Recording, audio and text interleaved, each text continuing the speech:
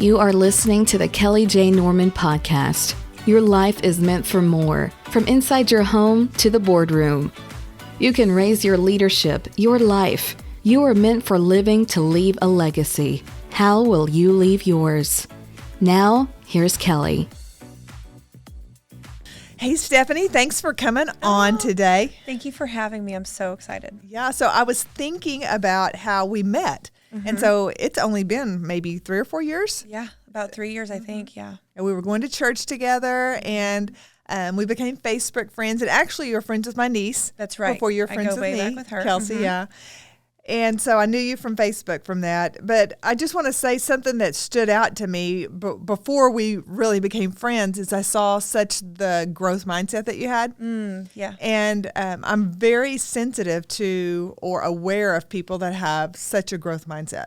Because when you personal develop for years, Right. you really identify other people that are wanting to grow. And that was one of the things that attracted me to you was like, oh, wow, she thinks different. Yeah. She's hungry. And then we're drawn because I feel like the same about you. Yes, For sure. When I yes. heard you were a life coach, when we first became Facebook friends, I was like, oh, yes. So speaking of life coach, when I met you, you were a nurse. That's right. I was a nurse. I was just starting to dabble in life coaching. Okay. And so I think I would just like to jump in here and ask the question, like, you're a nurse making good money. Why do you want to be a life coach? Well, so initially it started out, nursing is a great place to learn boundaries because it's a really, really hard job that is literally 24/7, 365. And if you don't learn how to say no, you'll work those hours and you'll be dead. So I learned great boundaries there, and I would help my other nurses out, and they would always joke and say, you should be my life coach. And I heard that so many times that I was like, what is a life coach? And I looked into it, and I fell in love with the idea, and I got one of my own. And You got a life coach of your own? Of my own. Okay. And I realized really what it looked like, and based on the life that I've had, really that we've all had, because there's always stuff that we have to overcome. And the way that I learned to overcome it and the tools that I learned from my coach, it became absolutely my passion to get out in the world and help other people transform the stories that they've lived and leave that victim mentality and really step into being their own hero. You know, after the 4 years that we've known each other, I've know a lot of your life. I know everything, but I know so much of it. Yeah. And so leading up to that, I would just want the whole world that's listening to hear parts of your life, because it's just astonishing how much that you have overcame. And I found it that when we overcome and when God leads us to freedom, we have to turn around and put a hand down to help somebody else.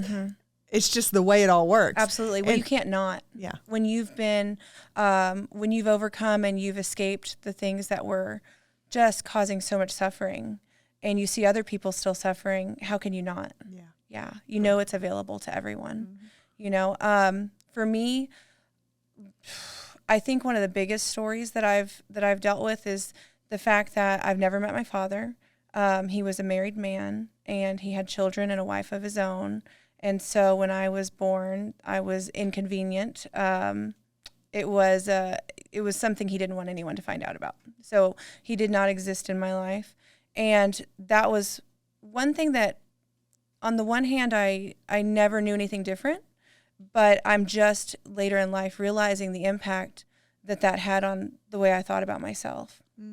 And so, and then growing up, my mom was a single mom, and she dealt with poverty and dated, and sometimes not the best guys around.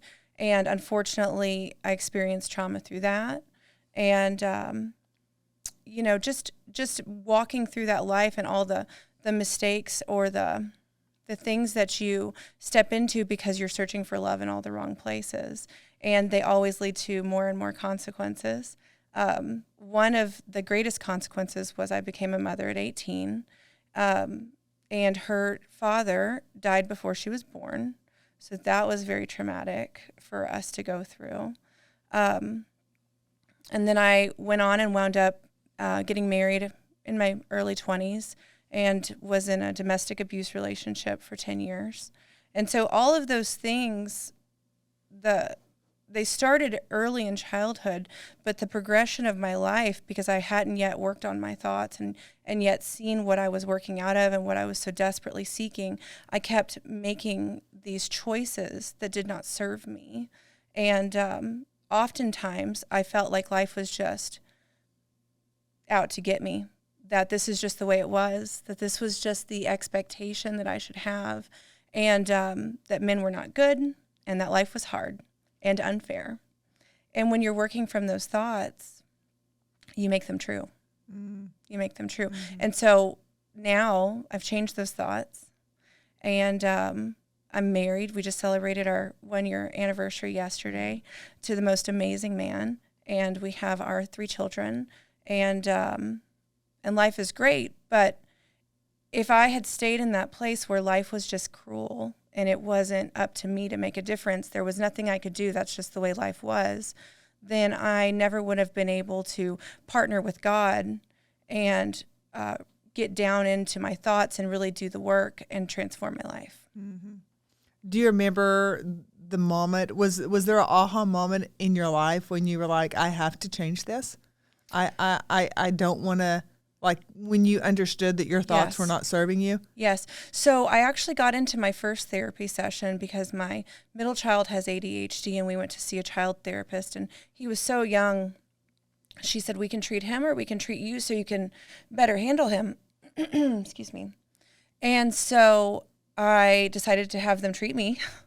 So I started seeing her, and I learned a lot in there. And one of the things I learned was that we don't do things that aren't serving us. So in that season of life, I was in that 10-year abusive relationship, and I stayed. I left, and then I came back over 8 times. And I could very easily tell you that he was the bad guy, and that would be a really common narrative. But the truth is that nothing changed until I decided that I had a part to play in it and took the ownership of my choices. It is not to take ownership of other people's parts. It was really crappy, the things that he did and the things that happened to me. And I definitely needed to sit in that and experience and honor the pain that I went through, and that it wasn't right, and that I did not deserve those things. Mm-hmm. But if I only stopped there, then I would still be potentially at risk of winding up inadvertently in another relationship like that, because it wasn't my fault, right? Mm. And if you don't take any ownership, then it can keep happening to you. That's the victim state. You're powerless to it happening. But when you decide, like, hey, what was it about me that chose this man? He was abusive before I married him. Why did I make that choice, right? And that goes back to thoughts I had about myself, thoughts I had about what I could expect from men, thoughts about what I deserved. And so when I look at all those thoughts and I see the pattern and how it got me where I was, then I started working on those thoughts. Are they true? Mm-hmm. Are they true? What does God say? What does God tell me about that? Mm-hmm. And when I line my thoughts up with his thoughts, I produce the fruit that he has planned for me. Right. That's good. So, so walking through with a therapist, mm-hmm. having your own life coach, you are no longer a nurse anymore. I gave up nursing. I retired my nursing license a year ago. Wow. Mm-hmm, this month. Yeah. Yes. And I still feel like I'm a healer. I help people all the time that come into my office. And sometimes almost in nursing, a lot of times we're putting Band-Aids on things. We treat them with medicine. And mm-hmm. But lifestyle, anybody working in medicine would tell you that lifestyle is very hard to get your patients to want to change. But because I work with thoughts, I get lifestyle changes. And it absolutely impacts their physical health as well as their mental. Right. Well, I personally believe in holistic health. I think that we have a soul, mm-hmm. I think we have a body, and I think we have a spirit. Absolutely. And I think that they are all intertwined and they all need the healer. Mm-hmm. Amen. Uh-huh. Mm-hmm. And God uses people on this earth. I'm just a tool. Yeah, mm-hmm. to flow through. Yeah. And so I love that he used you for a while on the body. Yes. And now he's using you in the spirit and the soul. Yeah. And it really comes into play because I'm able to I love my spirituality, but sometimes it helps me to look at things from a very fact-based way that is almost tangible. Mm-hmm. And nursing, that's what we do. We look at blood pressure, we look at lab results, we look at like readable, measurable things. And when I apply that to the way that we look at your mind, it can make it less abstract and more physical, more tangible, more concrete would be the word. And then we can intentionally work on changing it. And I find that when I read, I'm a personal development junkie. Like, I can now see how I got here because I've always loved personal development. And I find that when I read it, a lot of times they do want you to, it's changing your thoughts. This is not an uncommon thing that people talk about. And it's since the beginning of time, it is scriptural. But I find that people get very stumped in the application. And that's where me as a nurse, when I see these patterns, I really feel like it helps me to make it more tangible for their brain to understand how they got from A to B to C to D. Well, I know you're going to join me on May 6th. We're having a Created to Dream conference, and you're going to be on the panel with Dan Little and Curtis Cooper-Smith. I've done podcasts with them. Yes, they were phenomenal podcasts. So if our audience has not heard those podcasts yet, I encourage you to go back. But you're going to sit on the panel with these guys. And the day is about Created to Dream, because I do believe that we were all created with dreams in our hearts. Yes. That God put there before we took our first breath that we were assigned to do upon this earth. Yes. And that just once we tap into those dreams, then it's just like this energy and this inspiration and this creativity. It's hard to put words how wondrous this grand adventure is that when we get a hold of that. And so I would ask you is that when you see people stepping into their purpose or wondering what their purpose is, what is some thought patterns that you see that hold people back? Well, I think the most common is going to be failure once they know what their purpose is. Everyone's afraid of it. I totally get it. I still struggle with it. I think you would say that it comes up for you sometimes. For sure. It never fully goes away, but the muscle that you can develop as you intentionally choose to believe a different potential or thought is available to you. When you do that repeatedly and you keep saying no to fear and yes to faith, you get stronger at it. You get better at it. It becomes easier. And so I believe that just taking those steps out in faith can help you battle that. But also for the people that don't know, I would just ask you, like, what do you do all the time for free? I just said I was a personal development junkie. Like, I listened. I was a home health nurse, so I would travel all around Oklahoma in my car, and my radio didn't work at the time. So I listened to nothing but personal development podcasts. I could have listened to music, I didn't want to listen to music. I just absorb it. I love it so much that I would do it all day for free. I'm notorious for asking a lot of questions. I've been had teachers tell me a lot that it bothered them or that it stressed them out because they knew I was going to be asking a lot of questions before the class. And that's what I do for a living. I sit and I ask questions to my clients, and we dig deeper and deeper and deeper. Those are natural things that I didn't know they meant anything. But now I see how they all come together to make this perfect recipe to have me doing what it is that I love to do and what I know that I was called to do.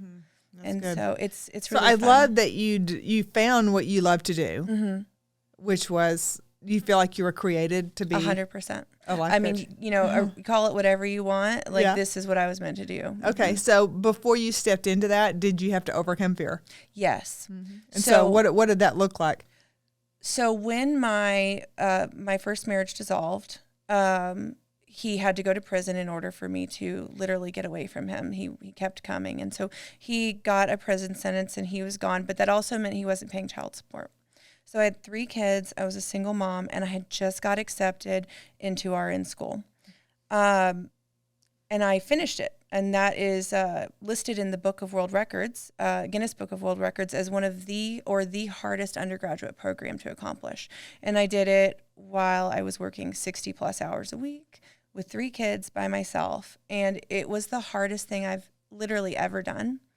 But anytime I think that So you get divorced. I get divorced, He goes to jail. he goes to jail.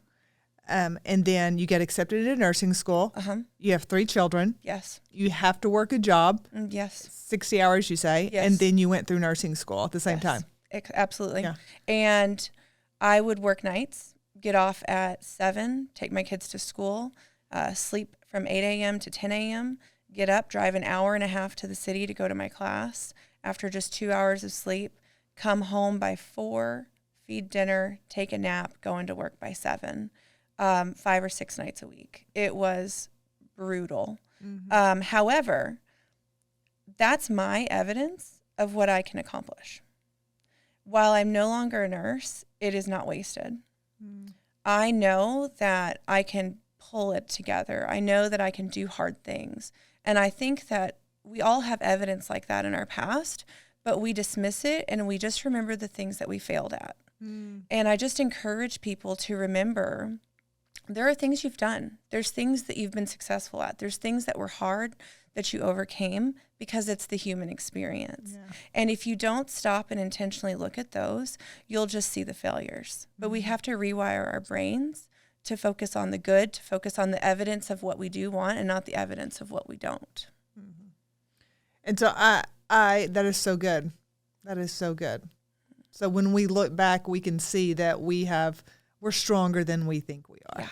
Yeah. David Goggins is a personal development. He's an ex-Navy SEAL, and I follow Yes. him, and he calls it the cookie jar. So when he's running an ultra marathon, which is 100+ miles, Yes. I mean, I would need some evidence that I could accomplish that. He'll be at 70 miles in and feel like, his body is deteriorating. Mm-hmm. And he will pull back the evidence out of the cookie jar, he calls it. That he's done so many things. I overcame this. I overcame that. And it's the thing that gives him the fuel to finish the next 30+ miles. Isn't the mind a powerful thing? It absolutely is. But it's running all the time. And we have the pre-programming from, childhood. That's it. That's where we were taught the things that we believe. And you have to, on purpose, decide to program something different. Mm-hmm. So it's rewiring of the brain. And I always like to say the good news is our brain is neuroplastic. Yeah. So all that means is your brain can change. Yeah. It's like Play-Doh. It can be rewired. It is. And so what I tell my clients, because of my nursing background, is that if you have you can have a clogged artery in your heart, which would lead to a heart attack. And if enough time is given before your body actually has that moment, your body will regrow an artery to bypass the clog that is in the other. That is literally regrowing a pathway, right? And the same thing happens in our brains and our thoughts. Yes, that's so good. I love that. Yeah. So I know another time that you had to look fear in the face, probably. I don't want to put words in your mouth, but when you decided to no longer be a nurse. Yes. And so yes. tell me how you overcame that or what you walked through in that time. Yeah. That's the beauty of just having a relationship with God, because without having a relationship with God, I can help someone change their thoughts for sure. But thoughts aren't facts. So even good thoughts aren't facts. But when you have a relationship with Christ and you are looking to the Word every day, that is truth.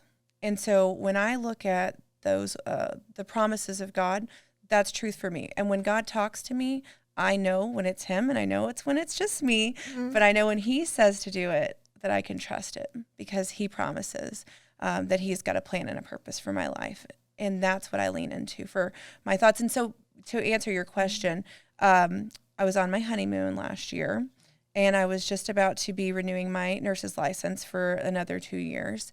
And I was in my Bible study that morning, and God said, "Don't renew your license." And then I had to go tell my husband, but he took it like a champ. I think he's starting to get excited when I get a word from God now. So it always leads to something good. Mm-hmm. And so that was a great salary. That was, it paid well. Yes. There was security in that. It was absolutely. And so when he told you not to renew your license, did you know that it was going to be to pursue life coaching full time? I was already coaching part-time. Okay. And so I knew that's what it meant. And I was nervous, but I also knew that if he was telling me to do that, that it's because he had something great in mind. Mm-hmm. And so I just trusted in that, and it brought me a lot of peace. But I also had a partner that I could count on, and he supported me. We need people in our corner. And he knew that I might not be making as much money for a little while, and he was fine with that. We did have a plan. I would encourage people to set up a safety net or have a backup plan when you're trying to start something new. I did do both nursing and life coaching for over a year before I took that leap. So I wouldn't do it recklessly, but I wouldn't not do it. You know, Right. There's a place in the middle where you can make a plan, set a date, set an amount of money you need saved up, but chase your dreams and talk to God and believe in what you're called to do. So I know that you are now probably pretty much a full schedule. I'm sure you can always take a few more. Yes. But you specialize in life coaching. What's your specialty? Relationships. So I like to say that I help people with all of their relationships, not just romantic, relationships with your family, with your friends, with your work, with your coworkers, your bosses, because how you do one thing is how you do everything.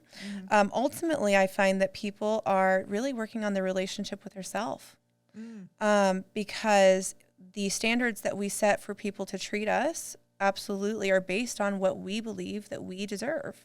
And we only let people treat us just a little bit better than we would treat ourselves. So if we don't treat ourselves very good, then we'll allow other people to not treat us very good.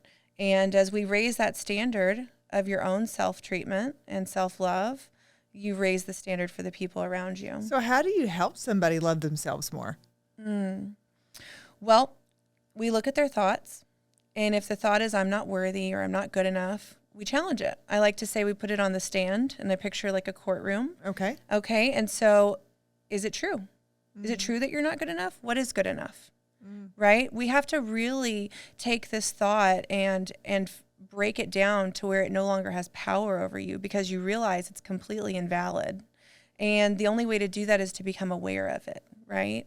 And that's where just asking all the questions and diving a little bit deeper and a little bit deeper, it's really, really powerful when we're able to see the thought that we're fighting.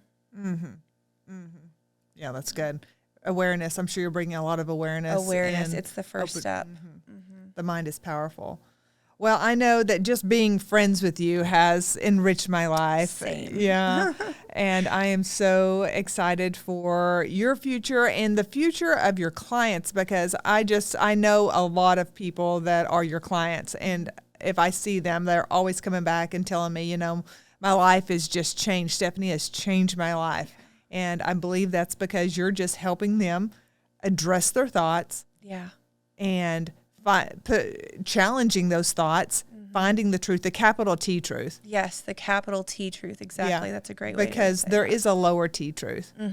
But we don't want to live by, somebody was telling me the other day is about that they're just angry all the time. And I personally believe that God created us in his image, and when we accept him, Jesus Christ as Savior, he comes to live inside of us. Yes. And the scripture says in Galatians that the fruits of the Spirit are love, joy, peace, patience, Absolutely. kindness. And so when I tell people, no, you're kind, and they have a hard time, because I'm really big on affirmations. I believe speaking words out loud on a consistent basis over your life rewires your brain. So here's how I think about that. So first off, I love the fruits of the Spirit, but if you'll notice, they're all emotional states. Okay. And that matters because how you're feeling is how you show up in the world. All your actions flow from that. If you are angry, you act angry, and you slam doors and you're short with people. When you are positive, if you're feeling optimistic, right, you start taking risks because you think that there's hope in the world and you think that there's a chance it could work out. So it's really important to get in these great emotional states. And the best ones obviously are the ones that God listed, because when we're able to accomplish those fruits and get in those emotional states, it's because we've lined our thoughts up with his thoughts. Every emotion that we have is created from a thought. And when we're not thinking thoughts that are in alignment with God's word, we're not going to have those fruits of the Spirit. So it's really, really important that we get those thoughts to line up. Yeah. And don't you think that's a capital T truth? Absolutely. Yeah. Absolutely. And so bringing people back to the scripture also says that everything you need for life and godliness has already been given to you. Mm-hmm. So I like to tell people that there's a seed of greatness within them. Absolutely. And so what they have to do is just to dig in and pull out what they already possess. Yeah. Like I could have $1 million in the bank, but if I don't go make a withdrawal, I could live on the streets and be in poverty because I never withdrew what The was money. rightfully mine. Yes. So here's the deal. But why would you go to the bank if you didn't believe it was there? Right? Exactly. So yes. here's that thought. So I want people to just bring that greatness out of them. But if they can't even believe that there's greatness in them, they won't even start to work towards it. Right. And so this is that limiting belief right there. People are not going to go out for me and my, romantic relationships that were terrible for years.